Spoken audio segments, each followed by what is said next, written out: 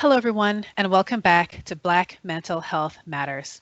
I'm Dr. Carryann Williams, and I'm a psychiatrist practicing right here in Massachusetts. And this is a talk show that's about all things related to mental wellness in the Black community. And guys, today my show is pre-recorded, so you won't be able to call in, but you'll still be able to leave a comment on Facebook on the page for 98.1 FM, The Urban Heat. And you can follow me throughout the week on Instagram and Facebook at Dr. Carryann. That's Drkerryann. So welcome to the show. Today I wanted to ask you the question, does your child have disruptive behaviors? Does your child have disruptive behaviors? What does it mean and what can you do about it? So I'm going to talk about some common features in children with disruptive behaviors. You can drop me a comment on Facebook if you have any questions.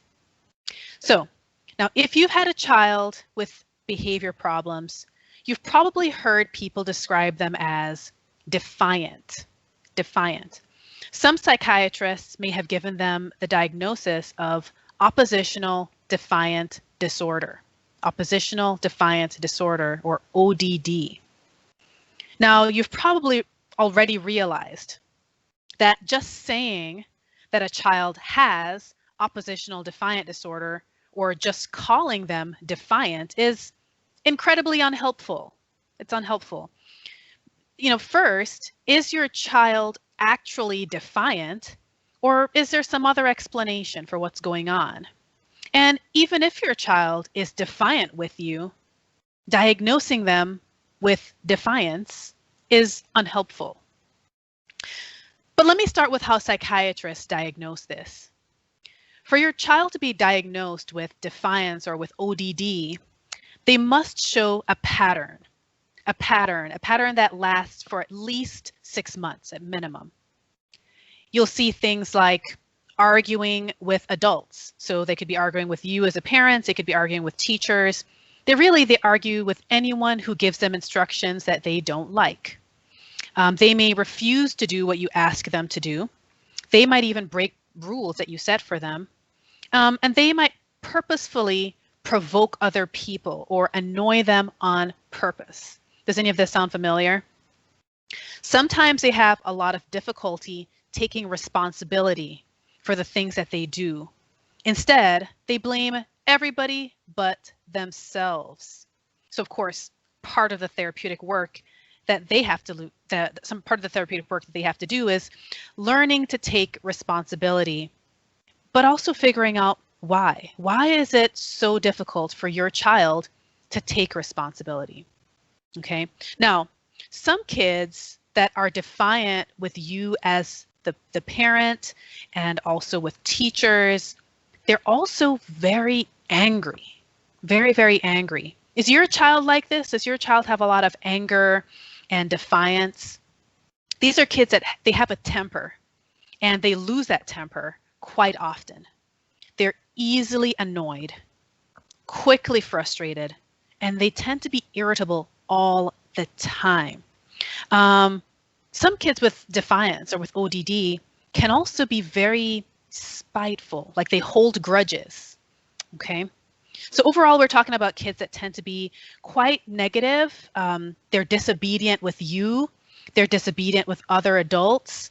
And sometimes adults can label them as hostile, which is another unhelpful term, especially bearing in mind that with implicit bias, calling Black people aggressive and hostile, it tends to be quite a problem, of course, in our community where Black skin is seen as threatening. And the same thing can happen with Black children, is that they can be prone to being called aggressive or hostile by white teachers and other administrators.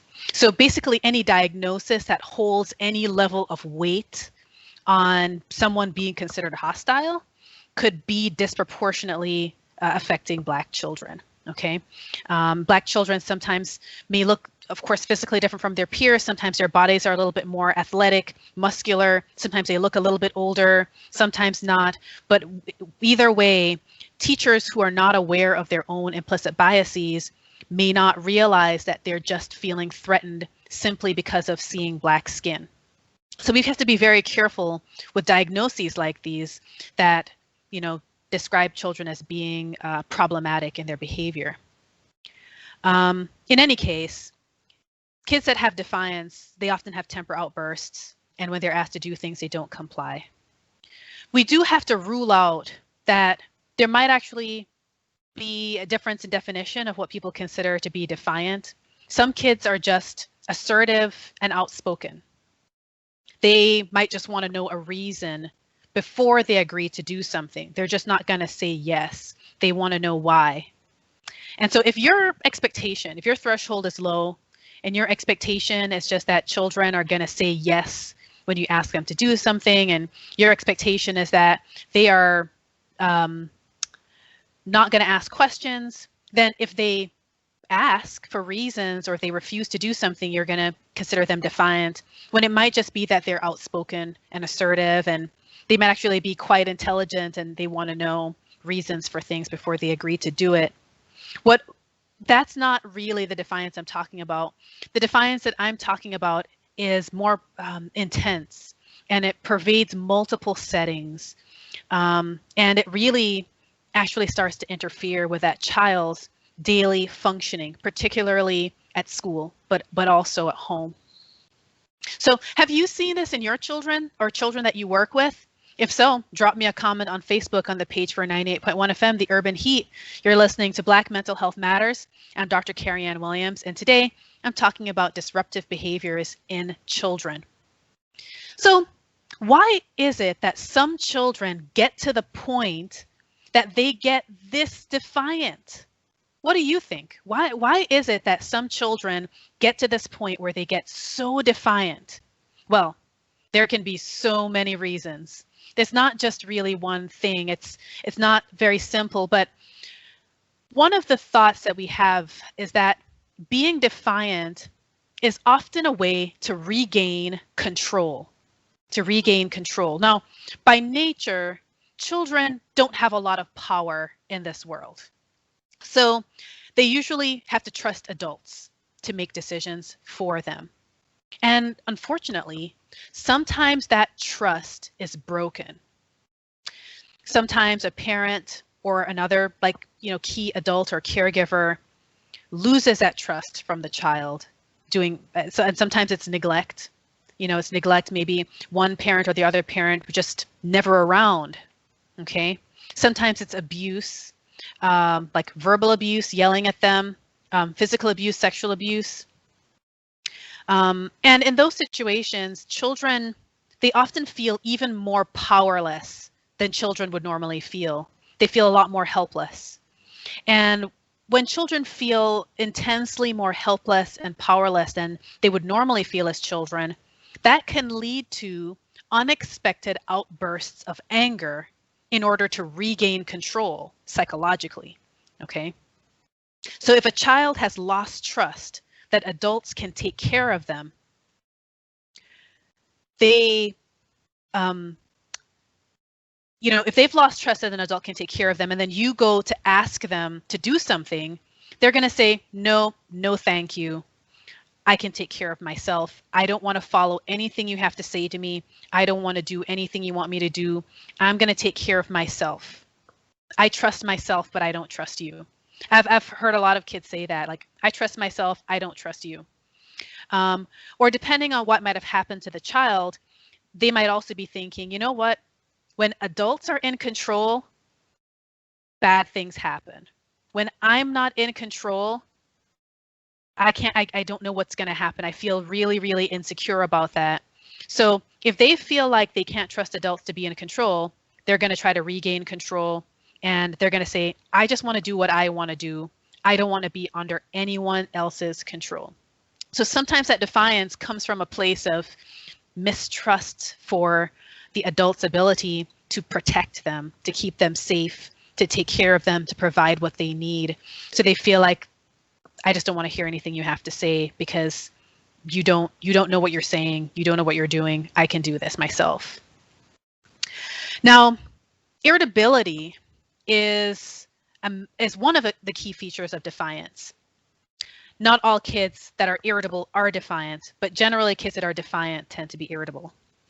And I, as a psychiatrist, I'm very often asked to treat irritability because it's something that really affects families and it affects communication, affects relationships quite a bit.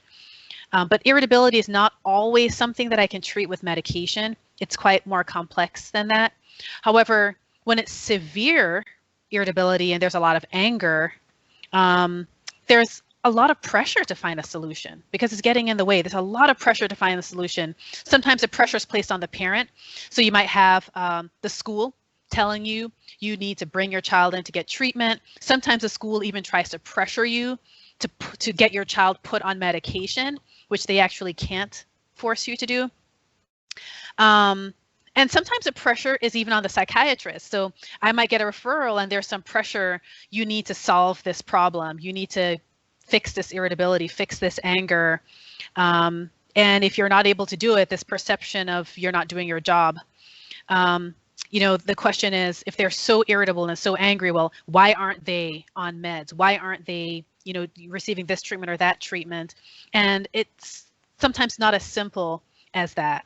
So medications can be extremely helpful. Medications can be life-changing, and it's often necessary in those situations, but the solution is not that simple. And how we handle defiance in kids, it's really, really important. It's really important to address this early. Defiance has a way of creating a negative kind of cycle of communication where it gets to the point where adults tend to not want to spend time with that child anymore. They tend to not want to be around them. And children can tell when they're not liked. So even if they have anger and irritability, they can then develop a depression because they can tell that the adults around them don't really enjoy being with them, don't really enjoy spending time with them, and that they can tell that the adults are frustrated by them. And when kids become depressed and discouraged, they can start to do poorly in school, even though they might be average to above average intelligence. They can actually start dropping grades, getting involved with substance use, getting involved with the wrong kids. And here's the thing is, kids that have defiance and irritability and anger, they often get rejected by their peers too. So imagine back when you were in school, if you had a peer in school that's angry all the time, who's yelling and threatening and defiant, they're unlikely to be your friend. So they tend to be rejected by their peers. So they end up hanging out with the kind of peers that maybe you don't want them to spend time with. And as I said, these kids can be very, very smart. And so it's very frustrating when you see them going the wrong way, but they can end up getting poor grades and kind of bombing out and alienating themselves. So it's a really important thing to address early. Because guess what, guys? It really can improve. It really, really can improve. These kids can improve, but the key is to get treatment early. And guess what the #1 treatment is? Guess. What do you think it is? The #1 treatment for kids that have defiance and irritability and these kinds of behavior problems is family therapy. It's family therapy. Listen, guys, almost 100% of the time, whenever we have kids that have defiance and anger problems, people want to bring the child in for me or some other mental health provider to work with them individually and try to solve the problem. And there's some value to that. There's some value to working with the child individually. However, defiance doesn't develop in a vacuum, right? So working with the family is actually the best solution. And here's the thing, is that there are factors that led up to the child becoming defiant that needs to be worked through. But after the child becomes defiant and negative and argumentative at home, that can then lead to the family changing in some way, because now you have a child that has behavior problems. It changes the structure of the family. It changes the communication of the family. It sometimes even limits where you can go or who you can be around because of how your child is behaving. So your family changes after that. And so family therapy can address all of those things. It can address the factors that lead up to the child becoming defiant, but it can also address the factors that happen as a result of your child being defiant. And you want to seek treatment early and seek treatment on your own terms versus getting to the point where things are so serious that someone from DCF or someone from the criminal justice system is now telling you you need to be kind of forced into treatment. You want to seek that treatment before the school tells you you have to do it. Family therapy is one of the most important things. And listen, it can be a time-consuming thing because everybody's working really hard. But I want you to know that sometimes the very factors that are getting in the way of you engaging in family therapy are sometimes some of those very same factors that are part of what's contributing to your child defiance. So if it's time, you don't have enough time to do it, you're not at home enough, that might actually be a factor contributing to the defiance, as a child feeling undervalued and that trust is broken. Or maybe you don't want to talk about emotions. You don't want to talk about those things, and that's kind of getting in the way of you engaging in family therapy. That could also be part of what's leading to your child's defiance, is they feel like their emotional needs are not being met because you don't like talking about emotions. And so some of these very things that could be getting in the way of you engaging in family therapy might be the very things that actually need to be addressed and need to be prioritized to help your child that has defiance. I want to just kind of make one note, which is that depending on how bad things have gotten in your family with the child that has defiance and kind of that behavior problem, sometimes getting everybody together in one room can be a little bit explosive, because it might be at a point where you can't be in the same room without yelling at each other. And in that case, it may be okay to start off with separate parent sessions and child sessions or teenager sessions, and then maybe gradually putting those together, maybe increasing the amounts of time over time. So, you meet separately, you maybe meet together for 5 minutes, then 10, then 15, until eventually you can all meet together for the 45 minutes. But the goal being that at some point you're going to be able to be in the same room together without yelling at each other. That is the value of family therapy. We want to build strong families in our community, and having family meetings is a part of that. And as I said, if you seek treatment early, you have more options. You can try to look for a therapist of color. There's not this crisis point where you're just kind of forced into meeting with whoever you can find fastest. If you seek treatment earlier, you can wait to find the right person and find a good fit for your family. So have any of you guys had to deal with this? Have you had to think about family therapy for your child? Have you had a child with defiance? Drop me a comment on Facebook and let me know on 98.1 FM, The Urban Heat. You're listening to Black Mental Health Matters. I'm drkerryann Williams, and today I'm talking about disruptive behaviors in children.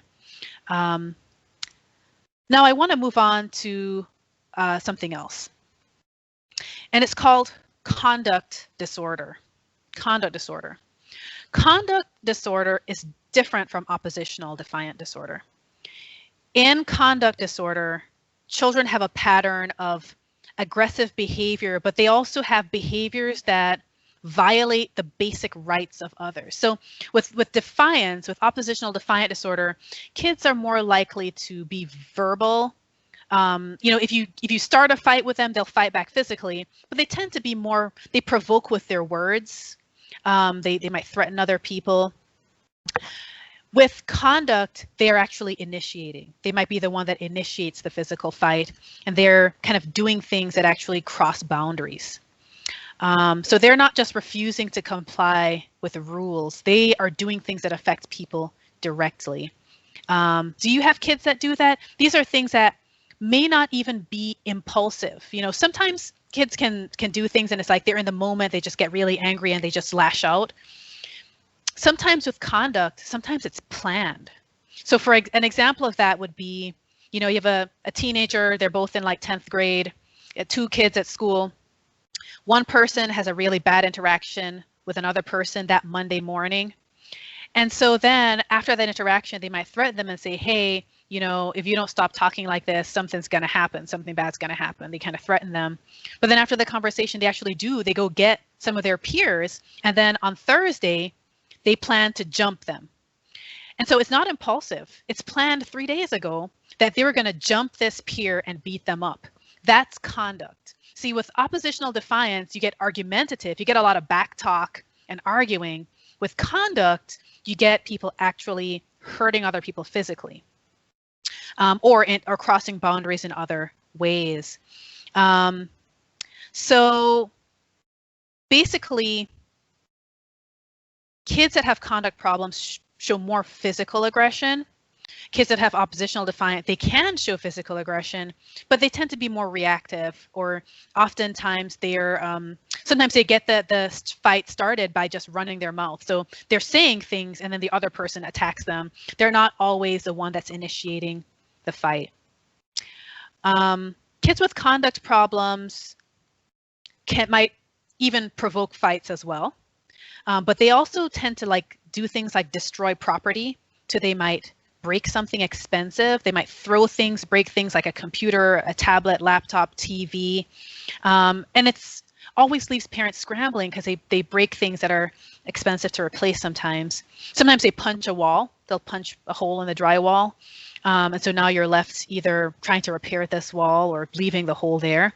That's conduct. Now it can be reactive, but that's more like behavior. It's less talking and more doing. Kids with conduct might also vandalize, so they destroy property in that way. And they might also steal. Do you have kids that steal? They, you know, they might kind of steal money out of your wallet or your purse. They might use your credit card. If they're a bit older, sometimes they steal a car, end up getting in legal trouble. Some kids with conduct will shoplift. And of course, it's a shame because, of course, don't get me started on how Black kids are treated differently than white kids in terms of shoplifting. For one, they're over-policed, both literally and figuratively. People are following them around. They expect them to steal. But even if both a white child and a Black child shoplift the exact same thing, often the consequences are different. One is treated more harshly. The other is not necessarily.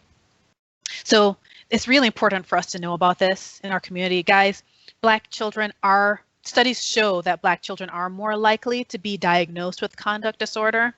So it's really, really important for us to pay attention to what this looks like and how to kind of stop it in its tracks to protect our children from getting into more legal trouble or trouble with the school or having their grades drop and things like that. So as kind of similar to oppositional defiant disorder, these are kids that they're often very smart. They may not have necessarily any issues with their intelligence. This is a lot of it is emotional and planned, but they kind of lose interest in school. Again, they don't do very well with the kind of peers that you might want them to hang out with. They're hanging out with the wrong crowd. They might skip classes, skip school. Sometimes they run away from home. And peers actually, the other kids at school might find them to be intimidating because sometimes they end up being bullies. They're the ones that they're not just all bark and no bite. Like if they threaten you, they might actually punch you. They might actually hurt you. So kids are intimidated by them. They don't end up making the kind of friends you would want them to make.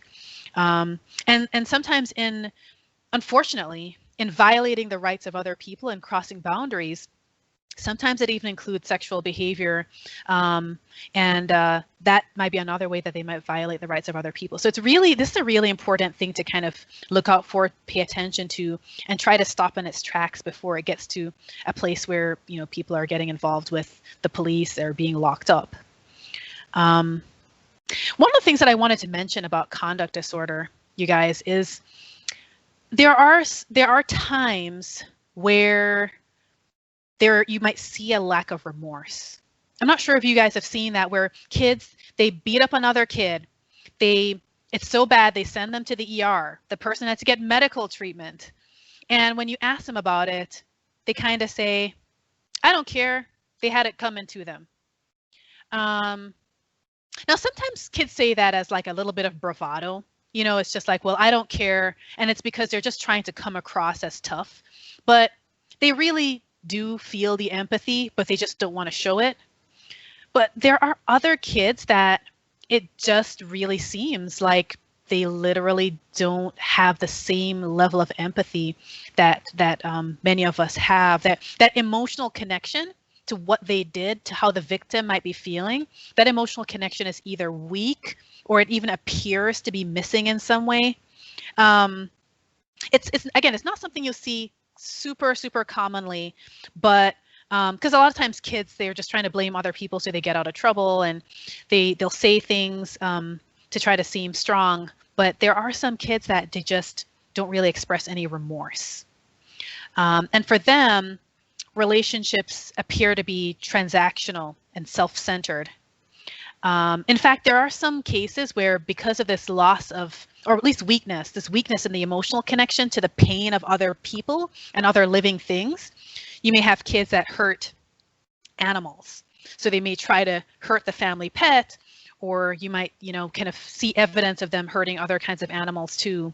And usually if you see that kind of behavior, it's important for you to not ignore it, because it's not common for children to want to hurt other living things. That's not common. So if you see that happening in either your child or someone else's child that you know, it might be good for them to kind of start to address it. Bring it up to somebody, maybe bring it up to your primary care, maybe even just bring them for therapy.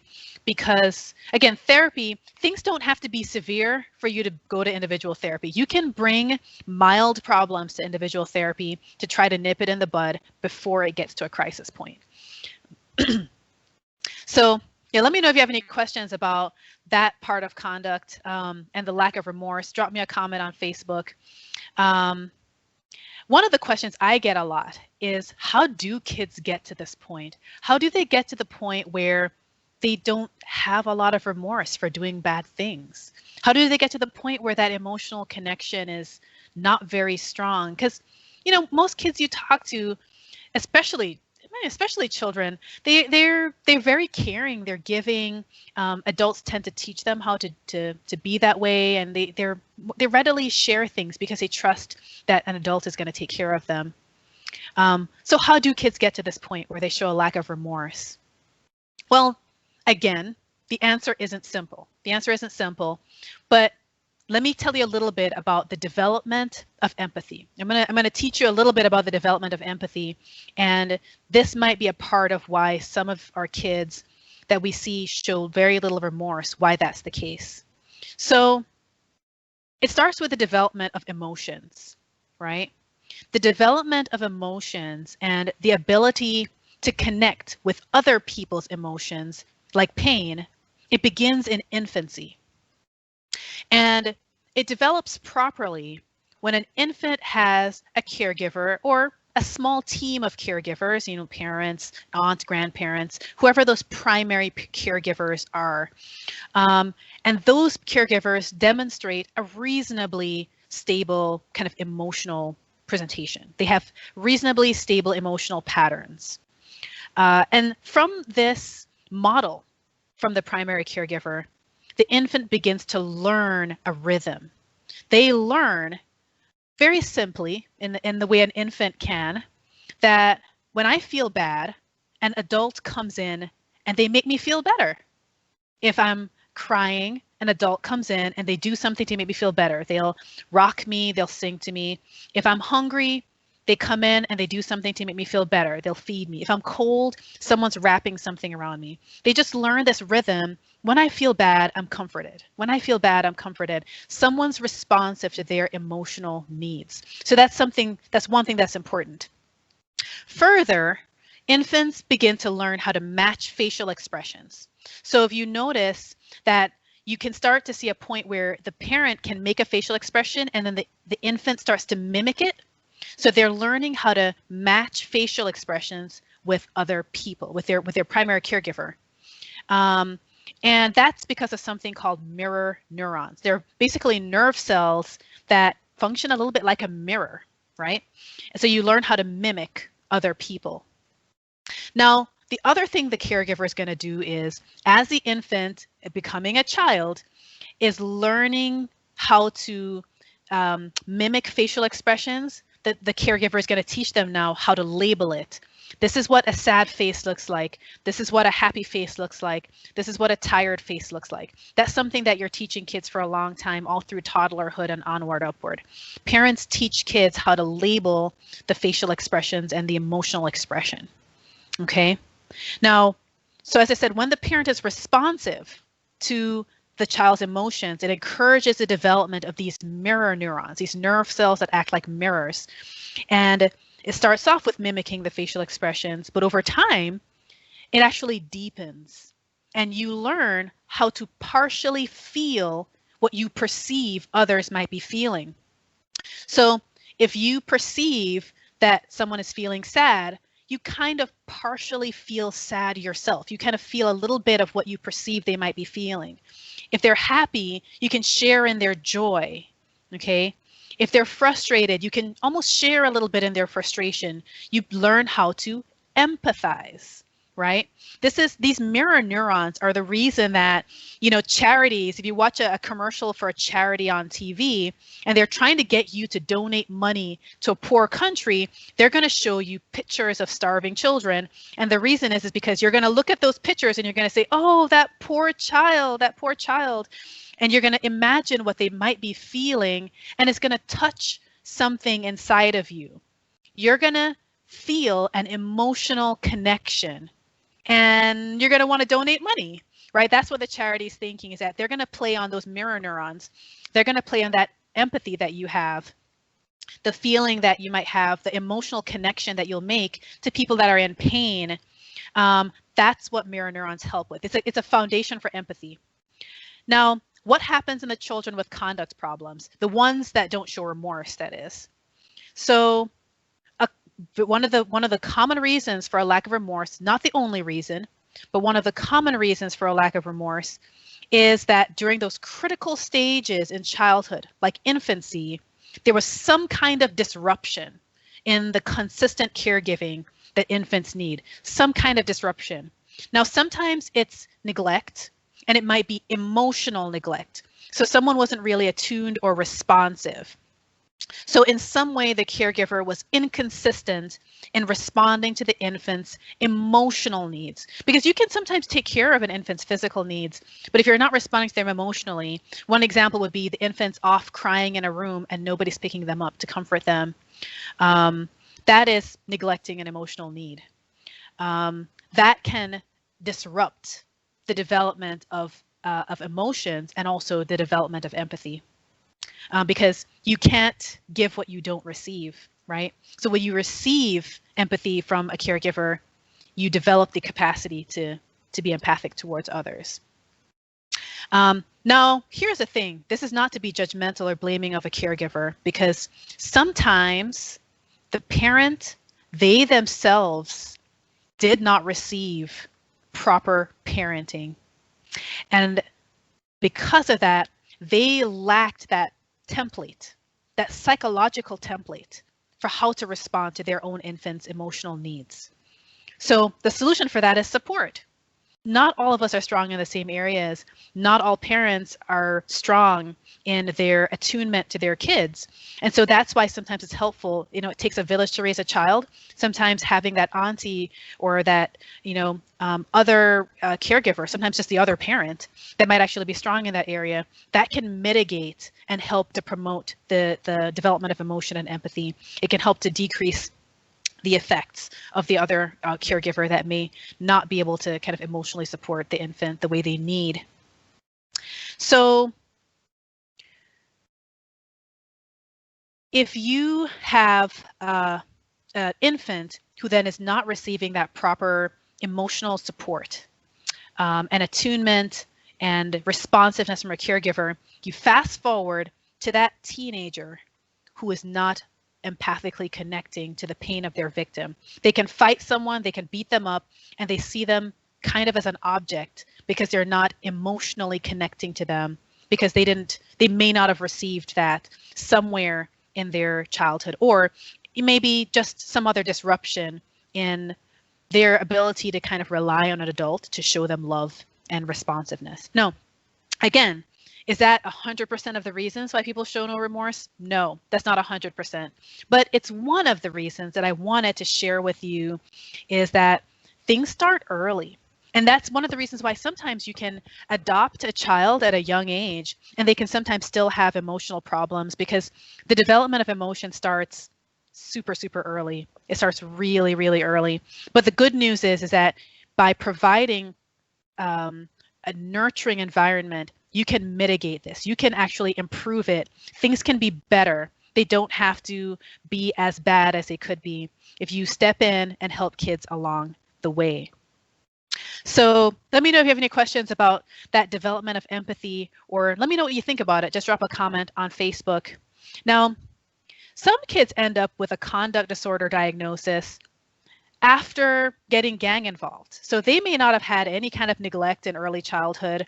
They actually probably had, decent kind of responsiveness when they were infants, but they might be more prone to being led by more influential peers. Maybe they have a really strong desire to be cool or fit in with other people. And so they kind of get drawn in to maybe a bad group and get pressured into doing bad things, and they get implicated with other kids that are stealing, but they're often not the ringleader. And that is, that is a situation where usually those kids, they do actually feel remorse after they've done something because they probably wouldn't have done it if they were alone. But what's worth looking at for those kids is what is it about these peers that drew them away from their family, that drew them away from their family values. And this is where family therapy can be helpful, is to figure out what was it, what are some of the factors that maybe this teenager is finding in a peer group that they're not finding at home. And maybe you can kind of talk about that with a professional and help to stop things in its track before this kid gets into legal trouble when that's not really even who their character is. They're not a troublemaker. They just kind of got led by influential peers. So, as I mentioned before, by intervening with caring adults, you can actually make things better, but the earlier, the better. And this is important because a lot of our kids in the Black communities, because our communities are over-policed, when our kids end up making bad choices, they're more likely to end up in the legal system, and they may get charged with things, assault and battery, theft, all kinds of things. And what we've talked about before on my program, when we had our show on juvenile justice with JRI, is that the juvenile justice system doesn't provide the same level of education interventions and mental health interventions as alternatives. So you want to prevent kids from getting to the point where the legal system is the one determining things, because they're not going to get equal access to education or to mental health, which is what they need. Okay. And so not only are Black children more likely to be diagnosed with conduct disorder, they're also more likely to then be forwarded to the legal system, to then who's then referring them to kind of be forced into mental health treatment. Then it kind of starts to feel like coercion rather than voluntarily getting help. So yeah, let me know what you think. Drop me a comment on Facebook. You're listening to Black Mental Health Matters. I'm Dr. Carryann Williams, and today I'm talking about disruptive behaviors in children. So what can we do about this? So as I spoke about with the oppositional defiant disorder, conduct disorder is pretty much similar, where you want to have the family be involved. The sooner the better. Maybe starting early if you're noticing aggressive behavior. Don't just try to manage it on your own. Do look for professional help. I know a lot of us, we try to avoid the mental health system as much as possible, but then we end up waiting until things get so severe. And then by then we're bringing our child to treatment when there's a crisis. And when it's at that point, then everything is kind of falling apart. and you're feeling pressure from all sides because people are saying, well, this person needs medications, it's so severe, or this person needs hospitalization, it's so severe. So you want to not wait until it gets to that point. Okay. Also, when you wait until it gets to a severe point, they're being handled by the legal system, or the school is telling you they need to be in an alternative school placement, which is unfortunate, particularly if you have a child who has average to above average intelligence. It kind of pains the parents to have to think about an alternative placement just because the behavior is kind of leading the child in that direction. So don't wait for a crisis. You want to look at both individual and family therapy because yes, the child is going to need to work on their own individual issues too. There's things for them to talk about, but please, please, please make family therapy a priority. Look for it early so you can look for the therapist that you prefer versus kind of being forced into it. If untreated, conduct problems don't necessarily go away. Now, of course, there's always a lot of success stories, people that are adults now that say, hey, when I was a kid, I had these problem behaviors, but still, it's important to address it, be very intentional about addressing it, because we don't want to end up with adults that have kind of unaddressed issues that they could have addressed in childhood. Now, there are a few systemic factors I just want to mention about this. And of course, one of the systemic factors is access to care in our community. So, of course, studies show that child and adolescent psychiatrists, like specialists like myself, and psychologists that work with children, we're often not located in Black neighborhoods. We're often not located in Black neighborhoods, and that's so true, right? So in Black neighborhoods, you may have a community health center, so that might be there, but often not a child psychiatrist. Every once in a while, you might have a child psychiatrist affiliated with a community health center, but it's not common. So what that means is if you want to see a specialist like a psychologist or a psychiatrist, you have to leave your neighborhood. Now, of course, what that introduces is the element of transportation differences. So depending on your neighborhood and your family resources, the further away the specialist is, that could be a barrier to treatment. So now you have to wonder if you're someone who uses public transportation, now you have to find a specialist who's accessible by public transportation. And many of them are not. I'll say even for myself, my private practice is located outside of Boston. It's not available by public transportation, but there are some people that are. And so that could be a barrier to treatment if someone has transportation differences. And we know, again, because of systemic issues in our country, that a lot of Black neighborhoods, a lot of folks are dependent on public transportation for a lot of reasons. The other thing that's a systemic issue is your insurance. The type of insurance you have will determine who you can see. And unfortunately, insurance companies don't really view mental health services financially as equal to how they view medical services. So there's a lot of disparities in how mental health services are treated by insurance companies. And what that means is that insurance companies, by using finances, they tend to dictate how physicians and social workers and psychologists, but especially how physicians can practice. How much time can you spend seeing a patient? How many patients do you need to see in a day in order to actually stay afloat? And insurance companies tend to have a lot of paperwork. And so what that means is if you want someone that accepts all insurances, you're going to probably have to go to a major clinic center or a major medical center, of which there are really fantastic ones. A lot of our medical centers here in Boston are affiliated with Harvard. So you're getting good people. But what I'm trying to say is that you don't have as many options. If you have a state insurance like Mass Health, your options are restricted because people that are out in private practice are very unlikely to take Mass Health because of the burden of paperwork, low reimbursement rates, and the kind of pressure that Mass Health kind of puts on providers to do things their way. So what ends up happening is if you want to see, you don't have the freedom to see anybody. If you're kind of dependent on health insurance or dependent on mass health, it's a bit restricting, and that is a factor that affects a lot of our folks. Now, a lot of private practice folks will take Blue Cross Blue Shield, but what that means is, and that's usually from an employer, you need to have an employer that uses that insurance plan.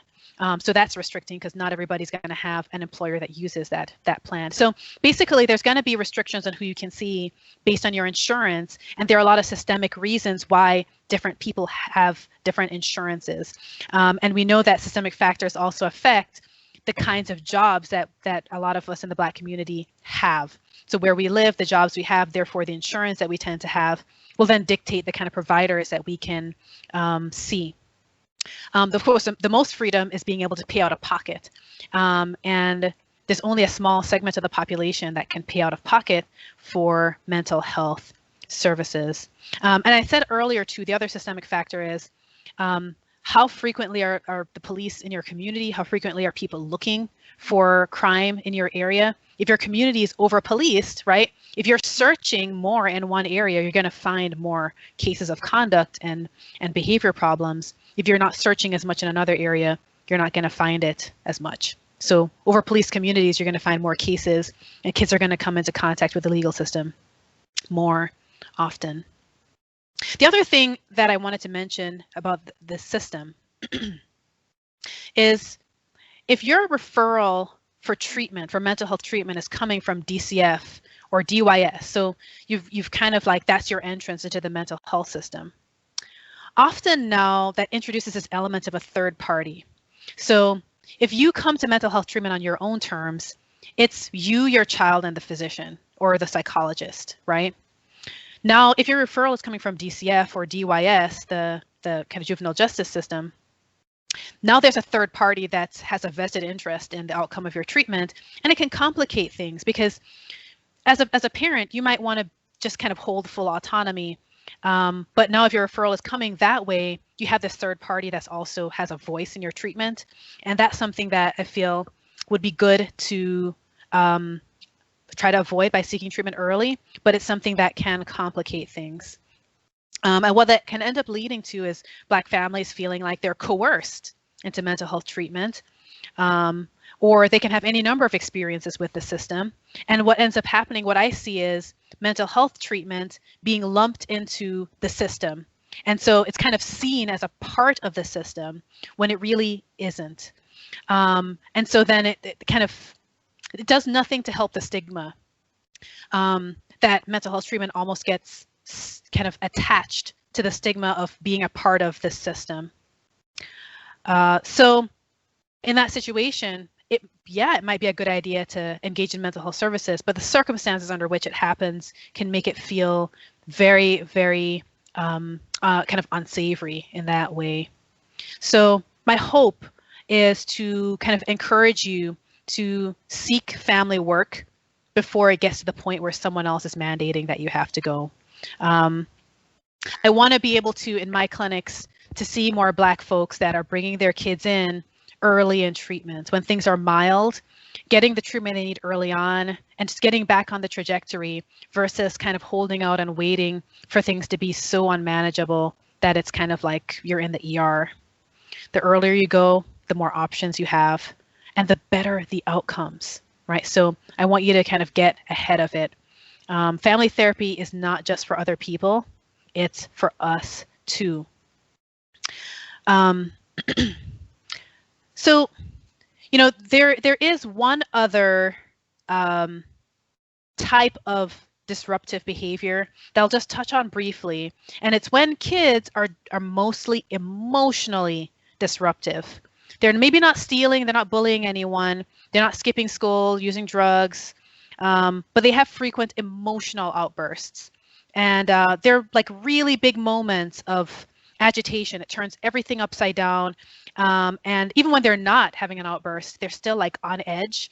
And everybody in the house is kind of like walking on eggshells because they just don't know what little thing is going to set the child off. And it's a diagnosis that they call, well, disruptive mood dysregulation disorder. I don't know, they kind of wanted to make the name as long as possible. Disruptive Mood Dysregulation Disorder, or DMDD. It's a relatively newer diagnosis, another label, but these are kids that are persistently irritable or angry. They periodically have temper outbursts, and it's always dramatic. It could be physical. They might throw something or break something, but they have other things going on, like depression, ADHD. And so at times they actually might need to treat the depression with an antidepressant or treat the ADHD with a stimulant, but they may also need individual therapy or family therapy as well. So that might describe your child. And if so, I'd be interested to kind of know more. So that's what I wanted to talk to you today about, was disruptive behaviors in children. I wanted to thank you for listening to Black Mental Health Matters today. Again, I'm Dr. Carryann Williams. And if you missed any of the content today, because I think I spoke about a lot of different things, you know, how emotions develop, how empathy develops, all of that. If you missed any of it, and you can rewatch the video on Facebook. I'm also going to be posting the video to my archives page on drkerryann.net. That's drkerryann.net. Don't forget to add me on Instagram and Facebook for updates throughout the week at Dr. Carryann. Connect with me there throughout the week. And I want you to tune in next week. And guys, I want to tell you I'm excited about this. I'm starting a special series on trauma for the month of October. So you're going to want to stick around for that. Next week, I'm going to be started off with a well-needed discussion about trauma in the Black community, and we're kicking it off with trauma and commercial sexual exploitation. Commercial sexual exploitation, yes, guys, it's still happening in the Black community, even though nobody's talking about it on the news anymore, and we're going to be talking about that, so you won't want to miss it. So I hope that you'll tune in next Sunday at 1 p.m. on 98.1 FM, The Urban Heat. See you then.